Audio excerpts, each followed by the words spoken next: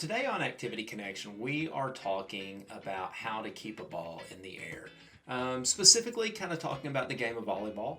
As you see a ball fly through the air all the time, and volleyball involves a lot of different shots. Sometimes people are spiking the ball, which is when they're trying to score. Other times they're digging it, which is when they're trying to get it before it hits the ground, keep it in the air and prevent that other team from scoring. And then there's times where people are setting the ball, which is where it's a pass to a teammate who will then try and spike and score. So today we're really looking at setting a volleyball, but we're looking at it in a much more simple form. We're just thinking about how to keep a ball in the air. And so for this week's Activity Connection, the goal is to practice keeping a ball in the air.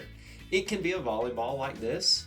It can be another kind of ball. It can be something as simple as a plastic or paper cup. And we first are going to practice just keeping it in the air ourselves. We'll bounce it up and down, see how many times we can do it. But eventually we want to get to where we have a partner, maybe a friend, maybe a parent, maybe a sibling. And we're going to go back and forth.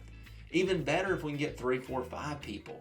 We'll hit it one time each, trying to see how many times we can keep it in the air.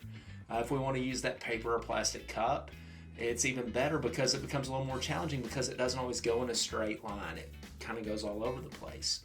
No matter what we use, we're going to have to eventually get to the point where we're moving our body, where we're shifting our weight from side to side because the ball or cup or whatever we're using doesn't always go in the same spot. We'll have to bend down. We'll bend at the waist. We'll bend our knees. We'll get our center of gravity down lower so that we can really get down. Sometimes we might have to jump up. So we're going to be moving all around to keep that item in the air. So we're going to first see how many times we can keep it in the air by ourselves, and then we're going to see how many times we can keep it in the air with a partner or a group of people. And so that's what we're looking at this week on Activity Connection.